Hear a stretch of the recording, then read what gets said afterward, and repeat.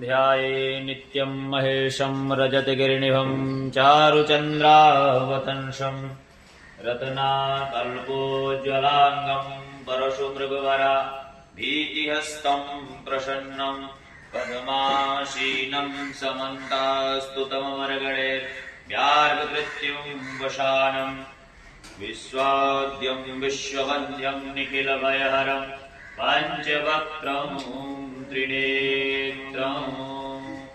ॐ श्री भगवते शाम्ब सदाशिवाय नमः। ॐ स्थिराय नमः। ॐ स्थानवे नमः। ॐ प्रभवे नमः। ॐ भीमाय नमः। ॐ प्रवराय नमः। ॐ वरदाय नमः। ॐ वराय नमः। ॐ सर्वात्मने नमः। ॐ सर्वविख्याताय नमः। ॐ सर्वस्मै नमः। ॐ सर्वकराय नमः। ॐ भवाय नमः। ॐ जटिने नमः। ॐ जन्मिने नमः। ॐ शिखण्डिने नमः। ॐ सर्वगाय नमः।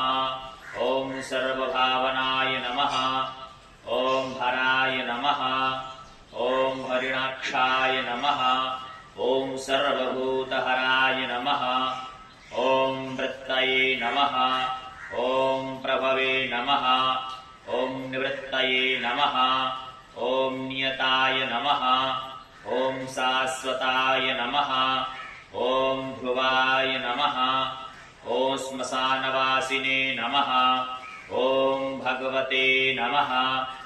ॐ खेचराय नमः। ॐ गोचराय नमः।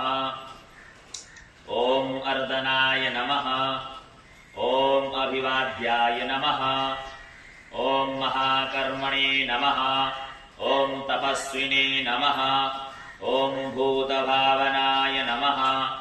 ॐ उन्मत्तवेषप्रवक्षन्नाय नमः। ॐ सर्वलोकप्रजापतये नमः। ॐ महारूपाय नमः। ॐ महाकालाय नमः। ॐ वृषरूपाय नमः। ॐ महायशे नमः।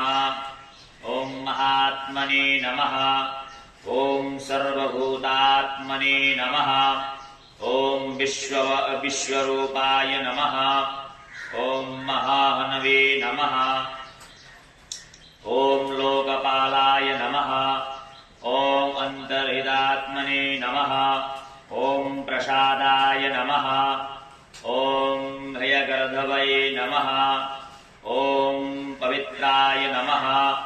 ॐ महते नमः। ॐ नियमाय नमः। ॐ नियमाश्रिताय नमः। ॐ सर्वकर्मणे नमः। ॐ स्वयंभूताय नमः। ॐ आदये नमः। ॐ अधिकाराय नमः। ॐ निधये नमः। ॐ सहस्राक्षाय नमः। ॐ विशालाक्षाय नमः। ॐ सोमाय नमः। ॐ नक्षत्रसाधकाय नमः। ॐ चन्द्राय नमः। ॐ सूर्याय नमः। ॐ शनये नमः। ॐ केतवे नमः। ॐ गृहाय नमः। ॐ गृहपतये नमः। ॐ वराय नमः। ॐ अत्रये नमः। ॐ अत्रे नमस्कारत्रये नमः। ॐ मृगबाणार्पणाय नमः। ॐ अनघाय नमः। ॐ महातपसे नमः। ॐ घोरतपसे नमः। ॐ अदीनाय नमः। ॐ दीनसाधकाय नमः। ॐ संवत्सराय नमः। ॐ मन्त्राय नमः। ॐ प्रमाणाय नमः। ॐ परमतपसे नमः। ॐ योगिने नमः। ॐ योज्याय नमः। ॐ महावीराय नमः। ॐ महाऐरते नमः। ॐ महाबलाय नमः। ॐ सुवर्णरेतसे नमः। ॐ सर्वज्ञाय नमः। ॐ सुवीर्याय नमः। ॐ बीजवाहनाय नमः। दशबाहवे नमः। ॐ अनिमिषाय नमः। ॐ नीलकण्ठाय नमः। ॐ उमापतये नमः। ॐ विश्वरूपाय नमः। ॐ स्वयं श्रेष्ठाय नमः। ॐ बलवीराय नमः। ॐ अबलाय नमः। ॐ गणाय नमः। ॐ गणकर्त्रे नमः। ॐ गणपतये नमः। ॐ दिग्वाससे नमः। ॐ कामाय नमः। ॐ मन्त्रविदे नमः। ॐ परमाय नमः। ॐ मन्त्राय नमः। ॐ सर्वभवकराय नमः। ॐ हराय नमः। ॐ कमण्डलोधराय नमः। ॐ धन्विने नमः। ॐ बाणहस्ताय नमः। ॐ कपालवते नमः। ॐ अशिनिने नमः। ॐ शतघ्निने नमः। ॐ खण्डिने नमः। ॐ पट्वशिने नमः। ॐ आयुधुने नमः। ॐ महते नमः। ॐ ध्रुवहस्ताय नमः। ॐ स्वरूपाय नमः। ॐ तेजसे नमः। ॐ तेजस्करनिधये नमः। ॐ उष्णेशिने नमः। ॐ श्रोत्राय नमः। ॐ उदग्राय नमः। ॐ विनताय नमः। ॐ दीर्घाय नमः। ॐ हरिकेशाय नमः। ॐ सुतीर्थाय नमः। ॐ कृष्णाय नमः। ॐ श्रृगालरूपाय नमः। ॐ सिद्धर्थाय नमः। ॐ मुण्डाय नमः। ॐ सर्वशम्भुकराय नमः। ॐ अजाय नमः। ॐ बहुरूपाय नमः। ॐ गन्धधारिणे नमः। ॐ गवर्धिने नमः। ॐ ऊर्ध्वरेतसे नमः। ॐ ऊर्ध्वलिङ्गाय नमः। ॐ ऊर्ध्वशयिने नमः। ॐ नवस्थलाय नमः। ॐ त्रिजटाय नमः। ॐ निरवाससे नमः। ॐ रुद्राय नमः। ॐ सेनापतये नमः। ॐ विभवे नमः। ॐ हंसश्चराय नमः। ॐ नक्तञ्चराय नमः। ॐ तिग्मन्यवे नमः। ॐ सुवर्चसे नमः। ॐ गजग्नये नमः। ॐ दैत्यघ्नये नमः। ॐ कालाय नमः। ॐ लोकधात्रे नमः। ॐ गुणाकाराय नमः। ॐ सिंहसर्दूलरूपाय नमः। ॐ आर्द्रचर्वाम्बरावृताय नमः। ॐ कालयोगिने नमः। ॐ महानादाय नमः। ॐ सर्वकामाय नमः। ॐ चतुष्पदार्थाय नमः। ॐ निशाचराय नमः। ॐ प्रेतचारिणे नमः। ॐ भूतचारिणे नमः। ॐ महेश्वराय नमः। ॐ बहुभूताय नमः। ॐ बहुधराय नमः। ॐ सवार्वनवे नमः। ॐ अमिताय नमः। ॐ गतये नमः। ॐ नृत्यप्रियाय नमः। ॐ नित्यनर्ताय नमः। ॐ नर्तकाय नमः। ॐ सर्वलासाय नमः। ॐ घोराय नमः। ॐ महातपसे नमः। ॐ पासाय नमः। ॐ नित्याय नमः। ॐ गिरिरुहाय नमः। ॐ नवशे नमः। ॐ सहस्रहस्ताय नमः। ॐ विजयाय नमः। ॐ व्यवसायाय नमः। ॐ अतीन्द्रियाय नमः। ॐ अर्धषणाय नमः। ॐ दर्शनात्मने नमः। ॐ यजग्निने नमः। ॐ कामनाशनाय नमः। ॐ दक्षयज्ञापहारिणे नमः। ॐ सुसहाय नमः। ॐ मध्यमाय नमः। ॐ तेजोपहारिणे नमः। ॐ बलग्ने नमः। ॐ मुदिताय नमः। ॐ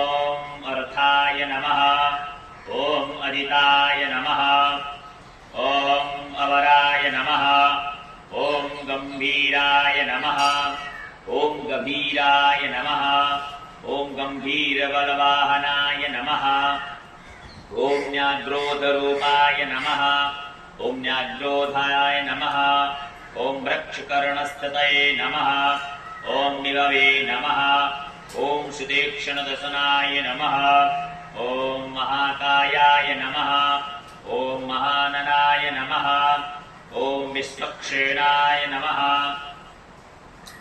ॐ हरये नमः ॐ यज्ञाय नमः ॐ संयुङ्गापीठवाहनाय नमः ॐ तीक्ष्णतापाय नमः ॐ भयस्वयाय नमः ॐ शहाय नमः ॐ कर्मकालविदे नमः ॐ विष्णुप्रसादिदाय नमः ॐ यज्ञाय नमः ॐ समुद्राय नमः ॐ वडवामुख्याय नमः ॐ हुताशनसहाय नमः ॐ प्रशान्तात्मने नमः ॐ हुतासनाय नमः ॐ उग्रतेजसे नमः ॐ महातेजसे नमः ॐ जन्याय नमः ॐ विजयकालविदे नमः ॐ ज्योतिषामन्याय नमः ॐ सिद्धये नमः ॐ सर्वविग्रहाय नमः ॐ शिखिने नमः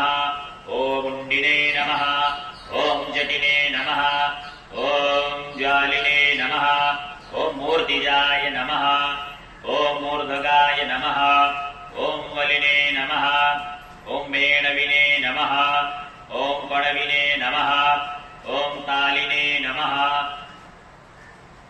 ॐ खलिने नमः ॐ कालकण्टकराय नमः ॐ नक्षत्रविग्रहात्मने नमः ॐ गुणबुद्धये नमः ॐ लयाय नमः ॐ अगमाय नमः ॐ प्रजापतये नमः ॐ विश्ववाहवे नमः ॐ विभागाय नमः ॐ सर्वगाय नमः ॐ आमुखाय नमः ॐ विमोचनाय नमः ॐ सुर्षणाय नमः ॐ हिरण्यकवचोद्भवाय नमः ॐ मेढ्रजाय नमः ॐ बलचारिणे नमः ॐ महीचारिणे नमः ॐ श्रुताय नमः ॐ सर्वतोर्यनिनादिने नमः ॐ सर्वतोद्यापरिग्रहाय नमः ॐ व्यालरूपाय नमः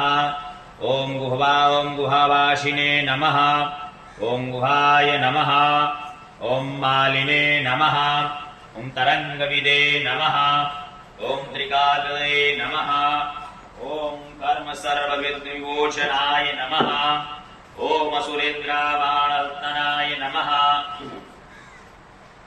ॐ युधिशत्रुविनादिने नमः ॐ साङ्ख्यप्रसादाय नमः ॐ दुर्वाससे नमः ॐ सर्वसाधुनिवेशविताय नमः ॐ स्कन्दप्रदनाय नमः ॐ विभाग्याय नमः ॐ अतुलल्याय नमः ॐ यज्ञभागविदे नमः ॐ सर्वचारिणे नमः ॐ सर्ववासदाय नमः ॐ दुर्वाससे नमः ॐ वासवाय नमः ॐ अमराय नमः ॐ हेमाय नमः ॐ हेमकाराय नमः ॐ यज्ञपर्वधारिणे नमः ॐ धरोत्तमाय नमः ॐ लोहिताक्षाय नमः ॐ महाक्षयाय नमः ॐ विजयाक्षाय नमः ॐ विशारदाय नमः ॐ सर्वकामदाय नमः ॐ सर्वकालप्रसादाय नमः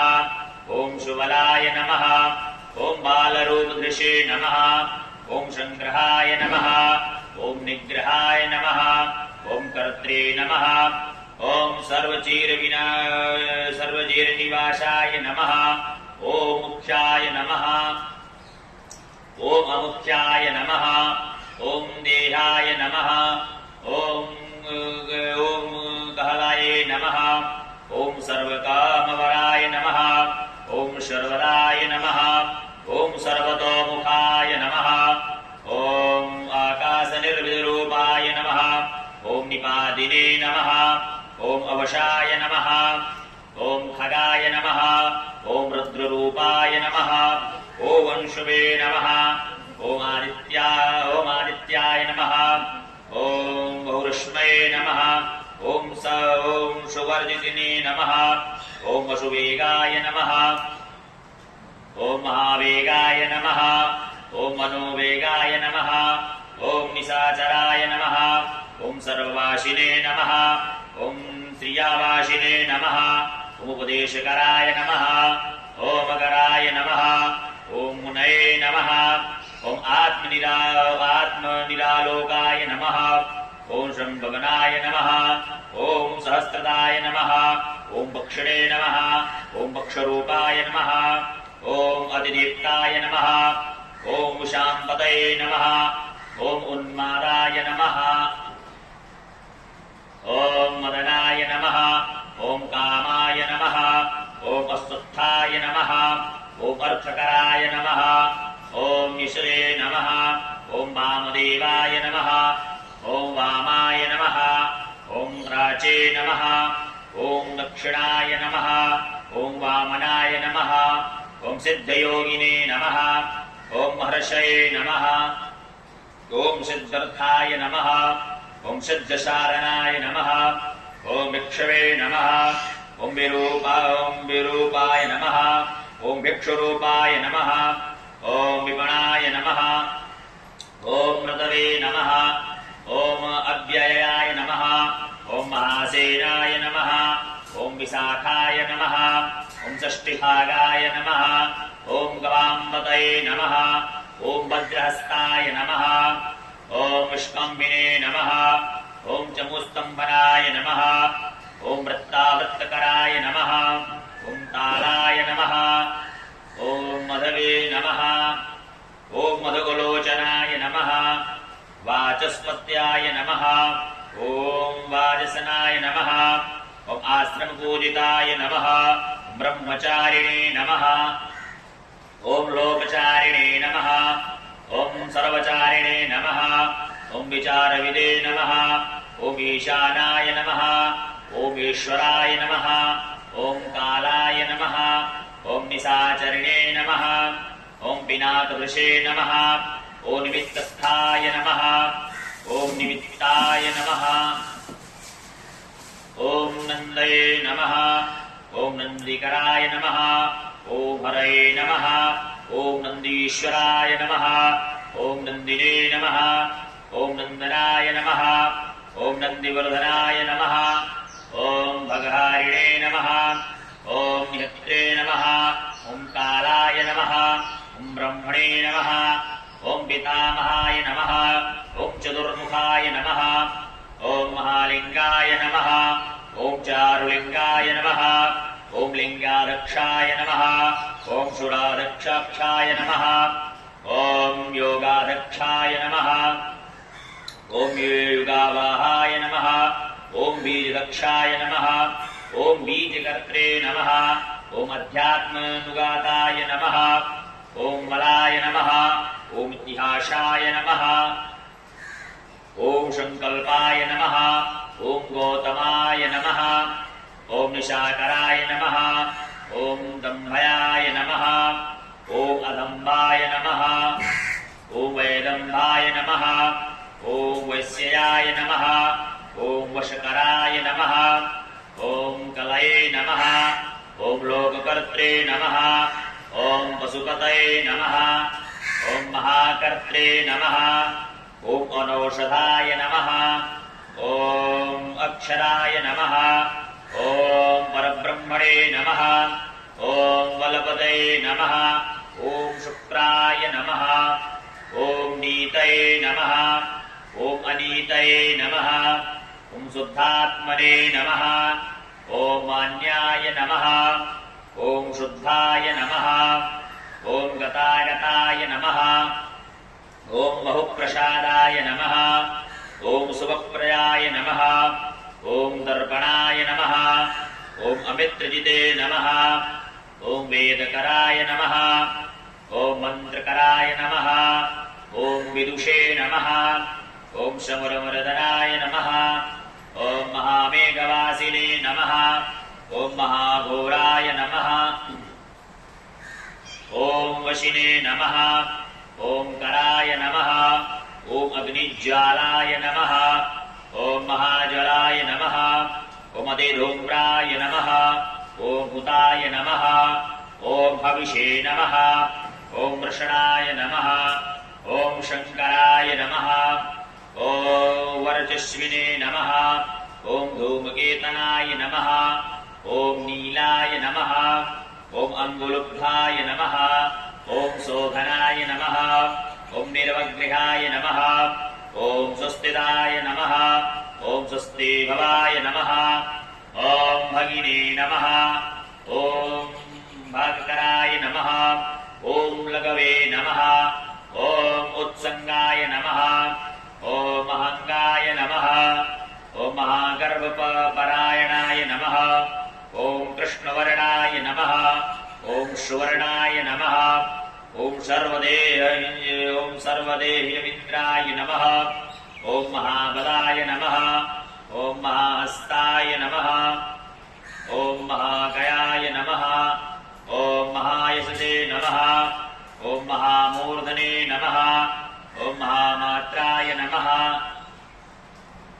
ॐ महानेत्राय नमः ॐ निशालयाय नमः ॐ महान्तकाय नमः ॐ महाकर्णाय नमः ॐ महोष्ठाय नमः ॐ महाहनवे नमः ॐ महानाशाय नमः ॐ महाकम्बवे नमः ॐ महाग्रीवाय नमः ॐ श्मशानभाजे नमः ॐ महावक्षसे नमः ॐ महोस्कराय नमः ॐ अन्तरात्मने नमः ॐ मृगलयाय नमः ॐ लम्बनाय नमः ॐ लम्बितोष्ठाय नमः ॐ महामयाय नमः ॐ पयोनिधये नमः ॐ महादन्ताय नमः ॐ महादंष्ट्राय नमः ॐ महाजिह्वाय नमः ॐ महामुखाय नमः ॐ महानखाय नमः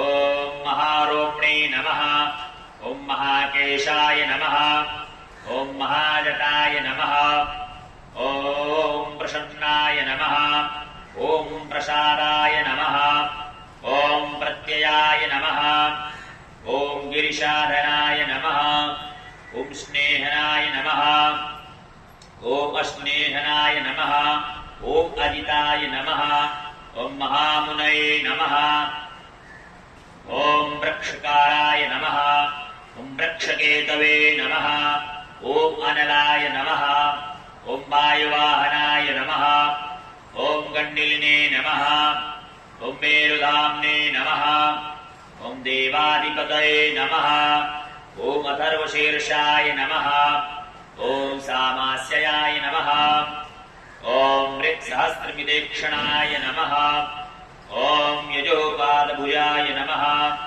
ॐ गुह्याय नमः ॐ प्रकाशाय नमः ॐ जङ्गमाय नमः ॐ अमोघर्धाय नमः ॐ प्रसादाय नमः ॐ अभिगम्ययाय नमः ॐ सुदर्शनाय नमः ॐ उपकाराय नमः ॐ प्रियाय नमः ॐ सर्वाय नमः ॐ कनकाय नमः ॐ काञ्चनवक्षये नमः ॐ नाभये नमः ॐ नन्दीकराय नमः ॐ भवाय नमः ॐ पुष्करास्तपतये नमः ॐ स्थिराय नमः ॐ द्वादशाय नमः ॐ त्राशनाय नमः ॐ आद्याय नमः ॐ यज्ञाय नमः ॐ यज्ञसमाहिताय नमः ॐ नक्ताय नमः ॐ कलये नमः ॐ कालाय नमः ॐ मकराय नमः ॐ कलपूजिताय नमः ॐ शगणाय नमः ॐ गणाकराय नमः ॐ भूतवाहनसारथये नमः ॐ भस्मशयाय नमः ॐ भस्मगोत्ते नमः ॐ भस्मभूताय नमः ॐ तरवे नमः ॐ गणाय नमः ॐ ॐ लोकपायाय नमः ॐ अलोकाय नमः ॐ महात्मने नमः ॐ सर्वपूजिताय नमः ॐ शुक्लाय नमः ॐ त्रिशुक्लाय नमः ॐ सम्पन्नाय नमः ॐ शुचये नमः ॐ भूतनिवेशिताय नमः ॐ आश्रमस्थाय नमः ॐ क्रियास्थाय नमः ॐ विश्वकर्मदये नमः ॐ वराय नमः ॐ विशालशाखाय नमः ॐ ताम्राष्टाय नमः ॐ अम्बुजाय नमः ॐ सुनिश्चिलाय नमः ॐ कपिलाय नमः ॐ कपिशाय नमः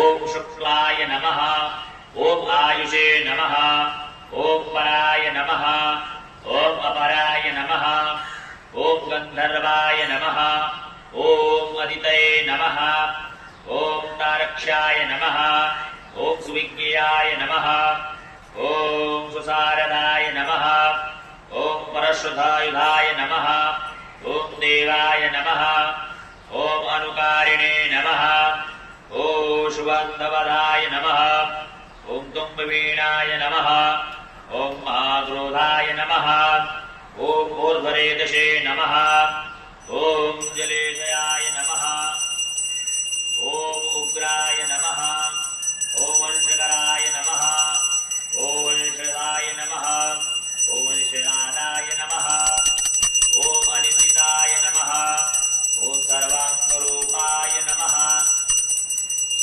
ॐ मयाविने नमः ॐ सुहृदये नमः ॐ अनिलाय नमः ॐ अनिलाय नमः ॐ वन्दनाय नमः ॐ वन्द्रकर्ते नमः ॐ सुबन्धविमोचनाय नमः ॐ इसज्ञरये नमः ॐ सकामरये नमः ॐ महाद्रंष्ट्राय नमः ॐ महायुधाय नमः ॐ बहुधतानिन्दिताय नमः ॐ शर्वाय नमः ॐ शङ्कराय नमः ॐ शिवशङ्कराय नमः ॐ अधनाय नमः ॐ अमरेशाय नमः ॐ महादेवाय नमः ॐ विश्वदेवाय नमः ॐ सुरारिघ्ने नमः ॐ अहिर्बुद्ध्याय नमः ॐ अनिलाभाय नमः ॐ चेकिताय नमः ॐ हविषे नमः ॐ अजेकपदे नमः ॐ कपालिने नमः ॐ निशङ्कवे नमः ॐ अजिताय नमः ॐ शिवाय नमः ॐ धन्वन्तरे नमः ॐ धूमकेतवे नमः ॐ स्कन्धाय नमः ॐ वैश्रवणाय नमः ॐ धात्रे नमः ॐ शुक्राय नमः ॐ शुक्राय नमः ॐ विष्णवे नमः ॐ भिन्नाय नमः ॐ द्रष्ट्रे नमः ॐ ध्रुवाय नमः ॐ धराय नमः ॐ प्रभावयाय नमः ॐ सर्वगाय नमः ॐ अरिम्णे नमः ॐ सवित्रे नमः ॐ ध्रुवाय नमः ॐ धराय नमः ॐ प्रभावाय नमः ॐ सर्वगयाय नमः ॐ अरिम्णे नमः ॐ सवित्रे नमः ॐ रवये नमः ॐ शङ्कवे नमः ॐ विधात्रे नमः ॐ मान्धात्रे नमः ॐ भूतवाहनाय नमः ॐ विभवे नमः ॐ वर्णविभाविने नमः ॐ सर्वकामगुणवाहयाय नमः ॐ पद्मनाभाय नमः ॐ महागर्भाय नमः ॐ चन्द्रवक्त्राय नमः ॐ अनिलाय नमः ॐ अनिलाय नमः ॐ बलवते नमः ॐ उपशान्ताय नमः ॐ पुराणाय नमः ॐ पुण्यश्चन्द्वे नमः ॐ इत्यै नमः ॐ कुरुकर्त्रे नमः ॐ कुरुवासिने नमः ॐ पुरुहुताय नमः ॐ गणौषधाय नमः ॐ सर्वासयाय नमः ॐ दर्भचारिणे नमः ॐ सर्वप्राणिपतये नमः ॐ देवदेवाय नमः ॐ शुभाशक्ताय नमः ॐ शतसुते नमः ॐ सर्वरत्नविदे नमः ॐ कैलासगिरिवासिने नमः ॐ हिमिग्वाग्रिसंश्रयाय नमः ॐ कुलहारिणे नमः ॐ कुलकर्त्रे नमः ॐ बहुविद्याय नमः ॐ बहुप्रदाय नमः ॐ वणिजाय नमः ॐ वर्धकिये नमः ॐ वृक्षाय नमः ॐ बकुलाय नमः ॐ चन्दनाय नमः ॐ छन्दाय नमः ॐ सारग्रीवाय नमः ॐ महाजत्रवे नमः ॐ अलोलाय नमः ॐ महौषधाय नमः ॐ सिद्धार्थकारिणे नमः ॐ छन्दोऽप्यकारणोत्तर सिद्धार्थाय नमः ॐ सिंहनादाय नमः ॐ सिंहदंष्ट्राय नमः ॐ सिंहाय नमः ॐ सिंहवाहनाय नमः ॐ प्रभावात्मने नमः ॐ जगत्कालस्थानाय नमः ॐ लोहिताय नमः ॐ तरवे नमः ॐ शारङ्गाय नमः ॐ नवचक्राङ्गाय नमः ॐ केतुमालिने नमः ॐ सभायनाय नमः ॐ भूतालयाय नमः भूतपतये नमः ॐ अहोरात्राय नमः ॐ अनिन्दिताय नमः ॐ सर्वभूतहत्रे नमः ॐ सर्वभूतविदानिनाय नमः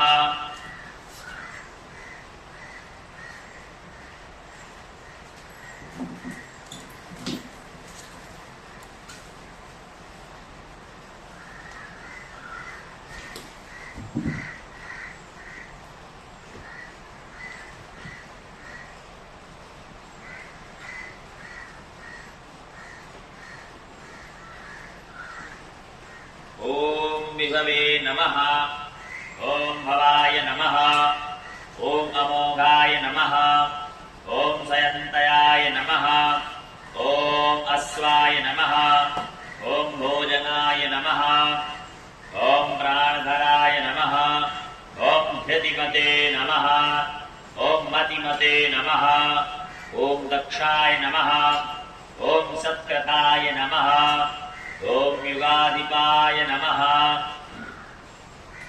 ॐ गोपालाय नमः ॐ गोपतये नमः ॐ ग्रामाय नमः ॐ गोचमर्वशनाय नमः ॐ हरये नमः ॐ हिरण्यवाहवे नमः ॐ प्रेषिन्बाहुबालाय नमः ॐ प्रकष्टलाय नमः ॐ महार्षाय नमः ॐ जितकामाय नमः ॐ जितेन्द्रियाय नमः ॐ गङ्गाधराय नमः ॐ सुवासाय नमः ॐ तवासक्ताय नमः ॐ रतये नमः ॐ नराय नमः ॐ महागीताय नमः ॐ महानृत्याय नमः ॐ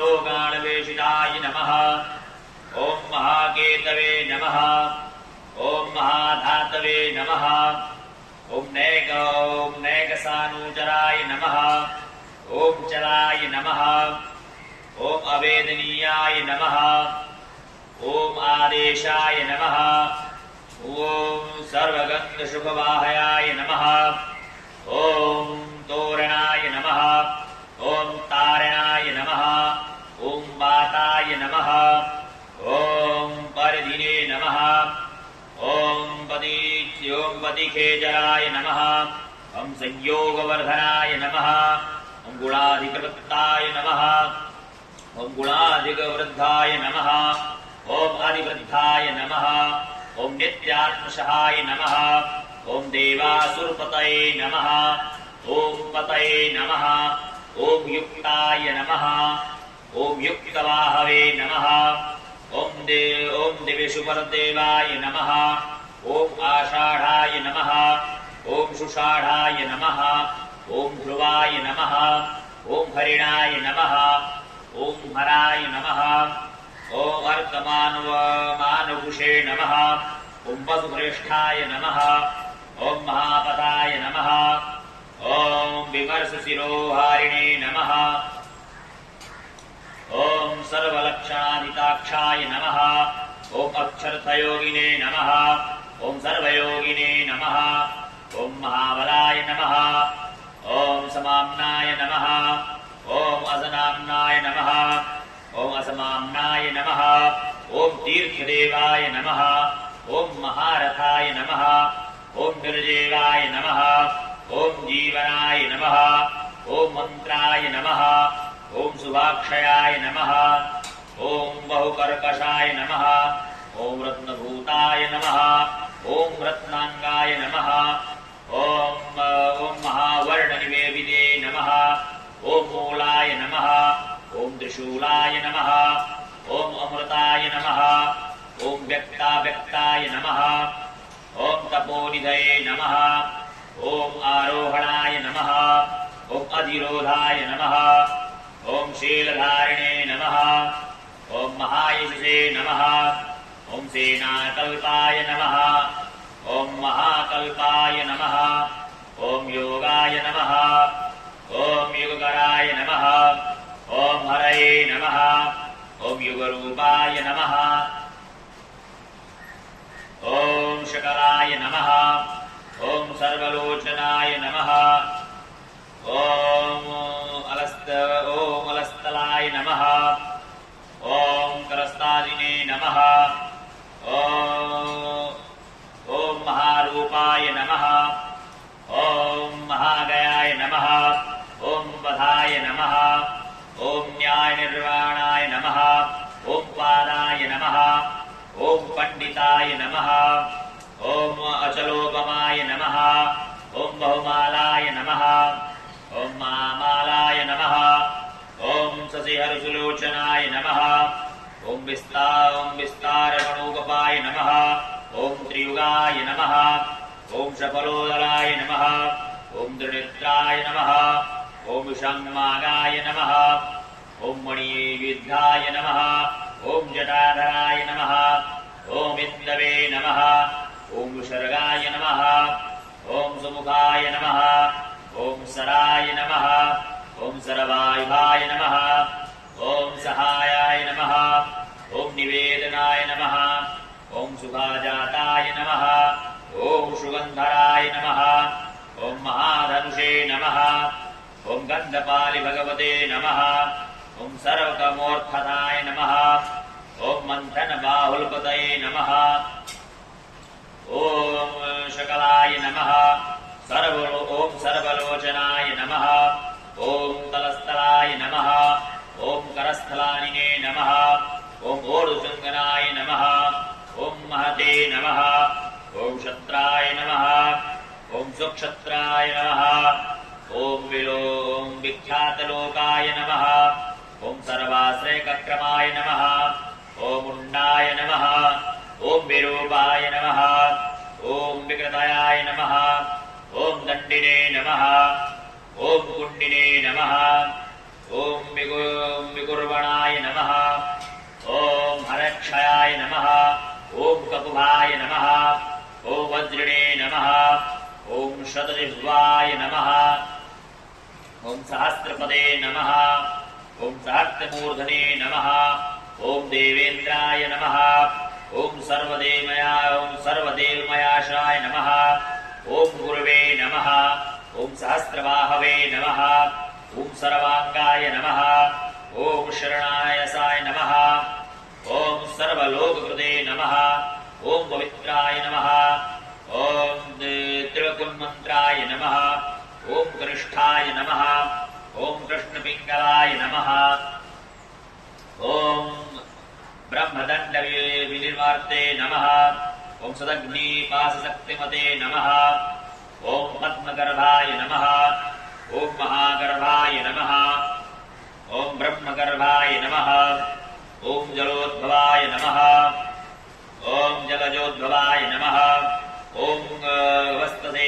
नमः ब्रह्मकृते नमः ॐ ब्रह्मणे नमः ॐ ब्रह्मविदे नमः ॐ ब्रह्मणाय नमः ॐ गतये नमः ॐ अनन्तरूपाय नमः ॐ नैकात्मने नमः ॐ स्वयं भुवतिङ्गजे नमः ॐ ऊर्ध्वगतात्मने नमः ॐ पशुपतये नमः ॐ घातरहंसदे नमः ॐ मनोजवाय नमः ॐ चन्दिने नमः ॐ पद्मनालाग्राय नमः ॐ सर्वभृत्तरणाय नमः ॐ नराय नमः ॐ कर्णिकारमहान्त्रसिंहजने नमः ॐ नीलमौलये नमः ॐ पिनाकदृशे नमः ॐ उमापतये नमः ॐ उमाकान्ताय नमः ॐ जाह्वीदृशे नमः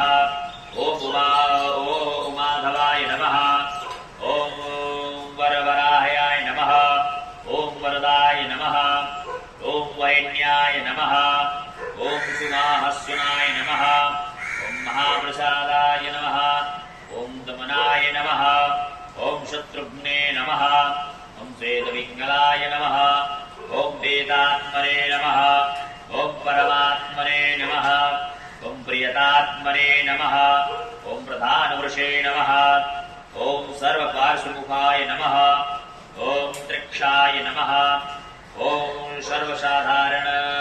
सर्वसाधारणवराय नमः ॐ चराचरात्मने नमः ॐ सूक्षात्मने नमः ॐ अमृतगोवृषेश्वराय नमः ॐ सार्धवशे नमः ॐ आदित्यवशवे नमः ॐ विश्वसत्त्वमित्राय नमः ॐ व्यवशाय नमः ॐ व्यासाय नमः ॐ सर्वसुसंक्षेपविस्तराय नमः ॐ पर्यनराय नमः ॐ कृतवे नमः ॐ संवत्सराय नमः ॐ मासाय नमः ॐ पक्षाय नमः ॐ साङ्ख्यसमापनाय नमः ॐ कलायै नमः ॐ काष्ठायै नमः ॐ लवेभ्यो नमः ॐ मात्राभ्यो नमः ॐ मुहूर्ताहयाय नमः ॐ मुहूर्ताक्षपाभ्यो नमः ॐ क्षणेभ्यो नमः ॐ विश्वक्षेत्राय नमः ॐ प्रजिबीजाय नमः ॐ लिङ्गाय नमः ॐ आद्य निर्गमाय नमः ॐ सते नमः ॐ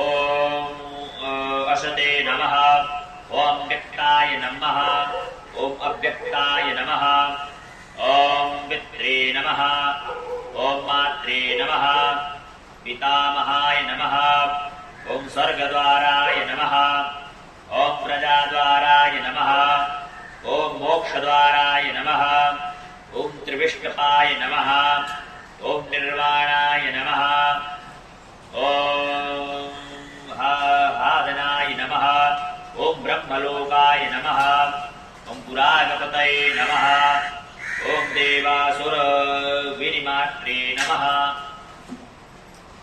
ॐ देवासुरपरायणाय नमः ॐ देवासुरगुरवे नमः ॐ देवाय नमः ॐ देवासुरनमस्कृताय नमः ॐ देवासुरमहामात्राय नमः ॐ देवासुरगणाश्रयाय नमः ॐ देवासुरगणाध्यक्षाय नमः ॐ देवासुरगणाग्रण्ये नमः ॐ देवाधिपतये नमः ॐ देवर्षये नमः ॐ देवासुरप्रदाय नमः ॐ देवासुरेश्वराय नमः ॐ विश्वयाय नमः ॐ देवासुरमहेश्वराय नमः ॐ सर्वदेवमहयाय नमः ॐ अचिन्त्याय नमः ॐ देवतात्मने नमः ॐ आत्मसम्भवाय नमः ॐ अद्विदे नमः ॐ त्रिविक्रमाय नमः ॐ वैद्ययाय नमः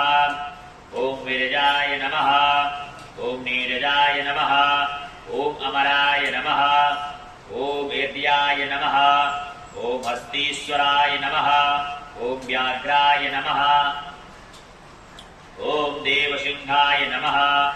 ॐ नरहर्षभाय नमः। ॐ विबुधाय नमः। ॐ अग्रवराय नमः। ॐ सूक्ष्माय नमः। ॐ सर्वदेवाय नमः।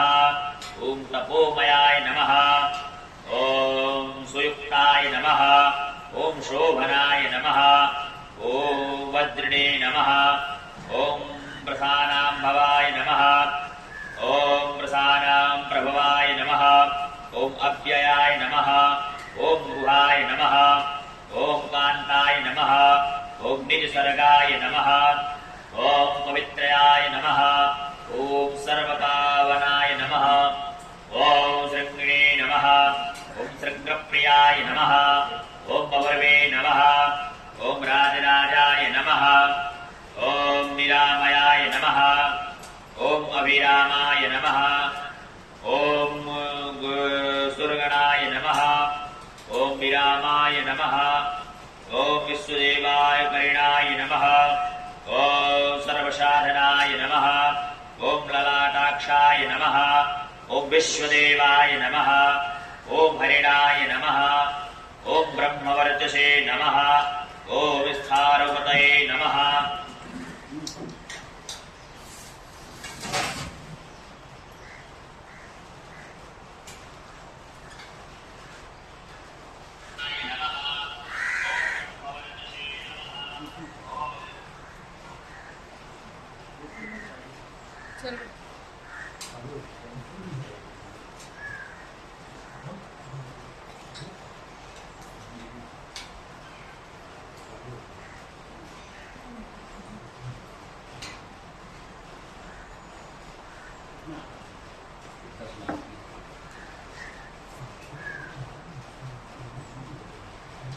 ॐ हरिणाय नमः।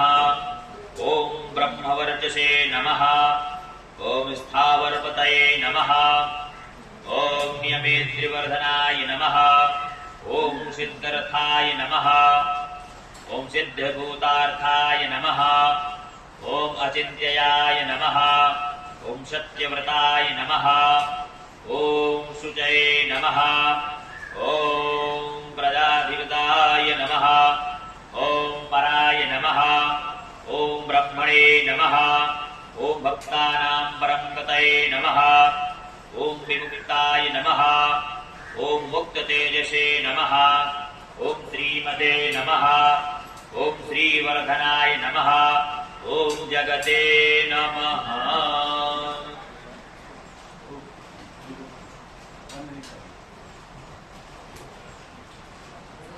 प्राष्टे सोमनाथं च श्रीशैले मल्लिकार्जुनम् उज्जैन्यं महाकालम् ओंकालममलेश्वरम् परल्यं वैद्यनाथं च डाकिन्यं भीमशङ्करम् सेतुबन्धेतु रामेशं नागेशं दारुकावणे वाराणस्यां तु विश्वेशं त्र्यम्बकं गौतमीतटे हिमालये तु केदारं घुष्मेशं च शिवालये एतानि ज्योतिर्लिङ्गानि सायं प्रातः पठेन्नरः सप्तजन्मकृतं पापं स्मरणेन विनश्यति।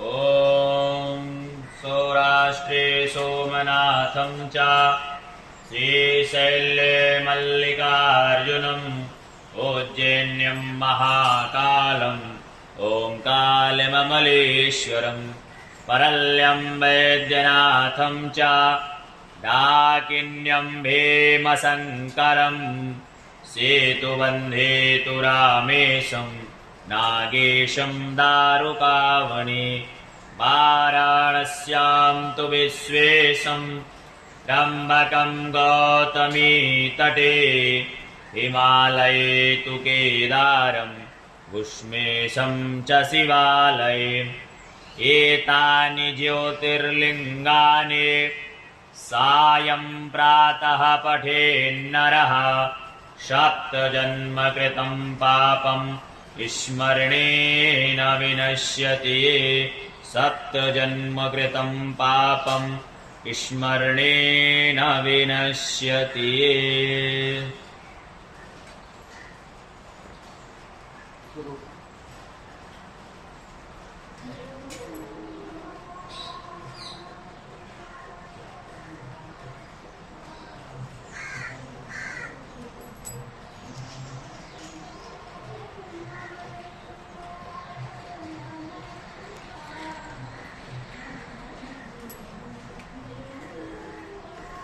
चॉकलेट डालो।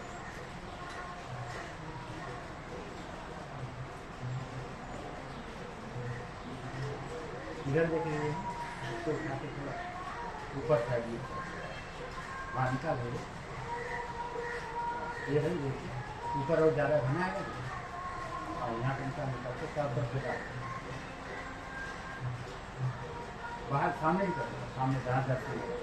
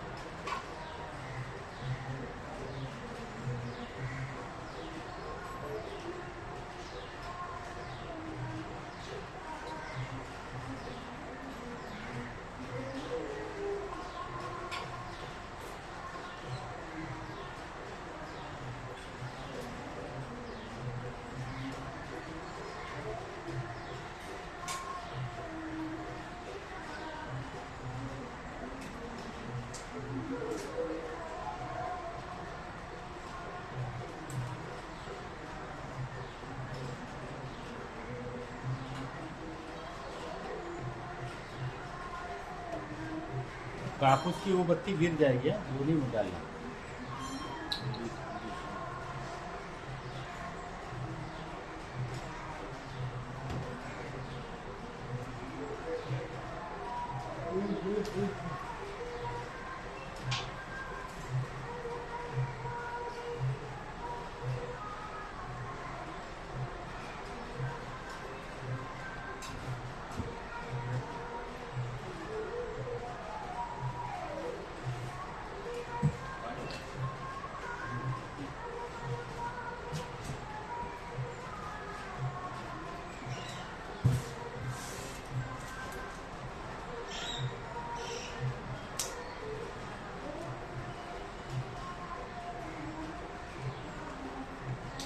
कंप्यूटर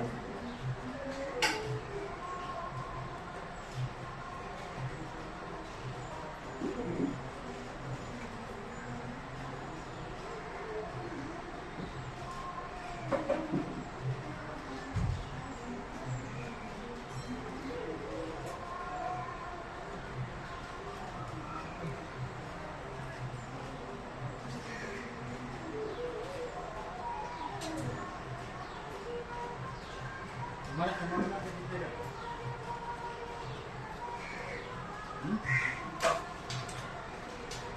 सामान देखो वो लोग उससे 550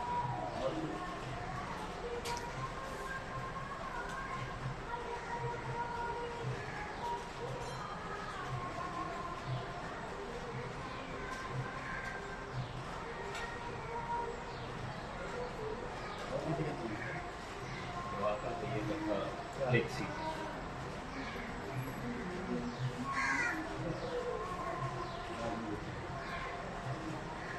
क्या हुआ उसका ड्रेस का क्या हुआ इस बोल रहे थे कि लास्ट ही इस बार मुझे नहीं कहा बात नहीं हुई नहीं हुआ तो बोल दिया हुआ आप था कहाँ आजादी पुलिस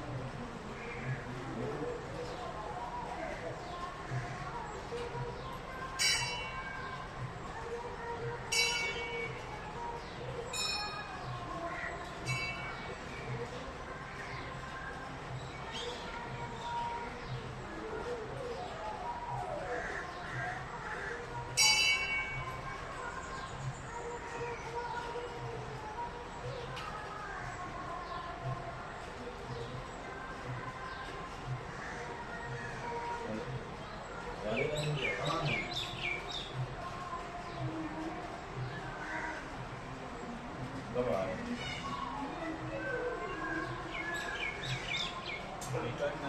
गरीब रखना नहीं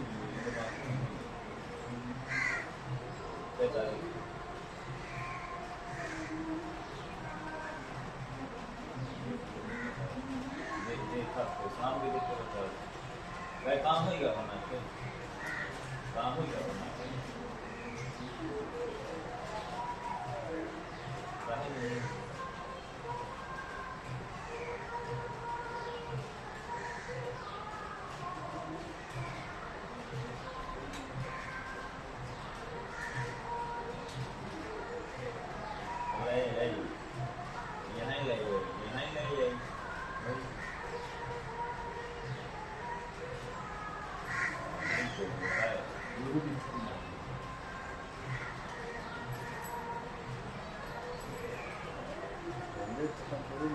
आई कहीं अपना के साथ फाइनल होगा वाला कहीं से अपना को कर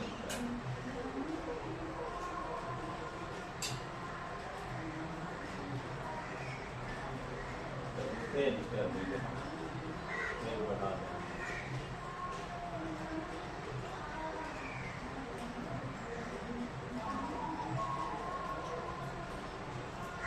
दें